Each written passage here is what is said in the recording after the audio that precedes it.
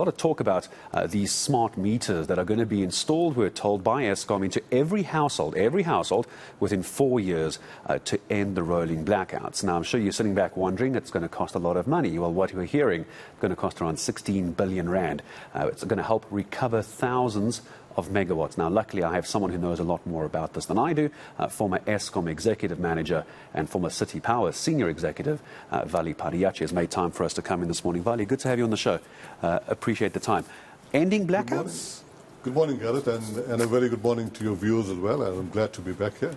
Albeit it's a long weekend, but I think it's an important subject that warrants this discussion. It does. Can these smart meters end blackouts? Sorry, explain to a moron like me. How does this work, do you think?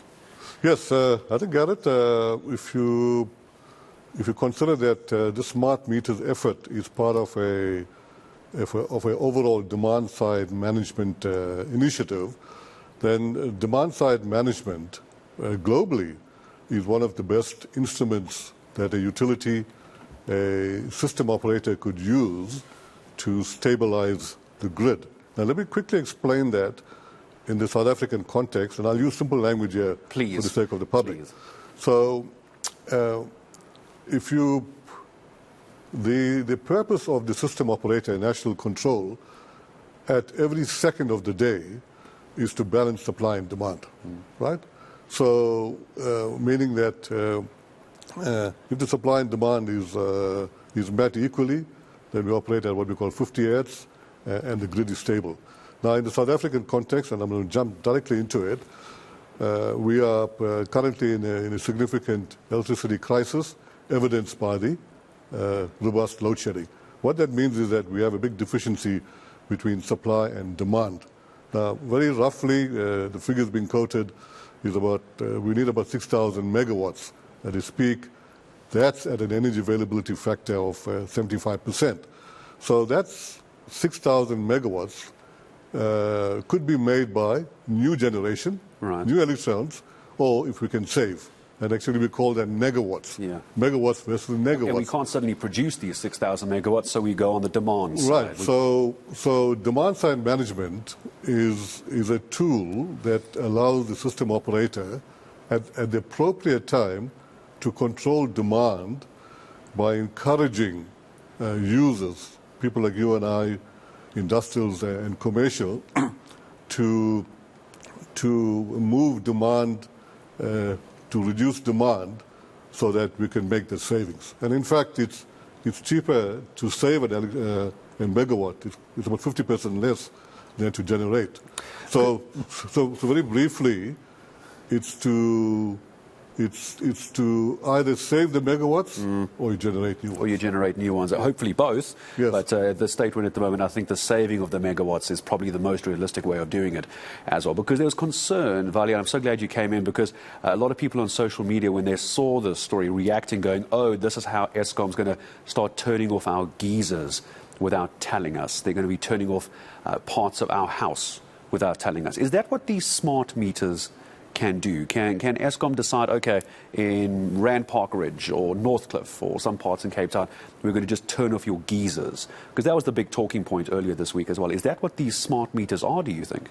Technically, a smart meter can do that, but being a smart meter, and if I compare a few years ago when we used what we call ripple controls, that was a blunt instrument. So you would get, your geysers would be switched off at 5 in the morning. Sometimes if it doesn't work, it's 6 in the morning.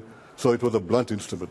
But smart meters can do that, but at least being smart, it will not allow the operator, system operator, whether it's a local city power or national control, to do that at a time when it inconveniences the customer. So that clears it. But the smart meter, given its various features, allows the system operator or the control room to what we call limit the load.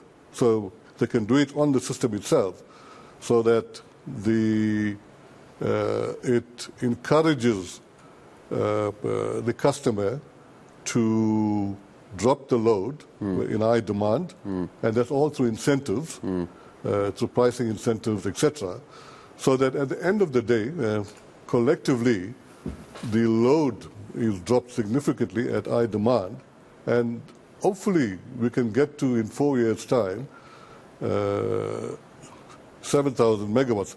But let me add, that 7,000 megawatts is not only Eskom. It also includes the municipalities. And actually, it's very roughly about 3,500 megawatts for municipalities and 3,500 for Eskom. So the smart meters are put into homes as a way to try and encourage, is the word you're using, but in the lack of encouragement and the lack of uptick from users, these smart meters can turn our geysers off. It can be done. Yes, I think technically it can do that. Because the president was talking about turning off geysers. Yes. That's why I wanted to find out about that as well. So is this something that homes in South Africa are going to have an option over? Is this an Eskom smart meter? Is this a city power smart meter? Do us as residents have a say, or is it going to just be installed and that's the end of it? Well, my understanding is that the intent is to get every home to install it, and hopefully by the incentives and the encouragement, we are hoping that every home would opt for it, a municipal supply home and a Eskom supply home, because at the end of the day, it could be a tool which could see us maybe not ending load shedding 100%, but it could go to a significant step in actually reducing our load shedding, maybe to stage 1, stage 2. Yeah, so hopefully we'll get all homes to adopt it. Remember those days as well. Just very, very quickly, I just want to say goodbye to you in a moment, Vally, because I really appreciate you coming on, because there's been so much confusion about these smart meters. People were getting very angry. So I'm glad you made a bit of sense about that for me. Just before I do let you go, I just want to get a thought from you as someone who was up at the executive level of Eskom. I don't want to go into details. I just want to get your thoughts. What did you make of Andre de Ruyter appearing before Scope? I'm sure you would have watched or at least heard what was said. I just want to get your comment. I have my own views about it. Maybe I have a different view, but I wouldn't want to hear that in public. And that's, we're going to go with no comments on this one. No comment on this. No comments on this one. All right, Vally. I appreciate the time coming in. It was actually really to talk about the smart meters, but I thought, let me try, see if Vally goes for it. Vally Padayachee, electricity expert, of course, but former executive manager at Eskom and former senior executive at the City Power in Johannesburg as well. So smart meters the next 4 years to help end load shedding, not end it, help end load shedding at a cost of about 16 billion rand. So for those who are very worried that it's going to control everything in your house, it has the ability, it seems, to possibly control your geyser at very least. But I appreciate Vally coming in to talk to us this morning.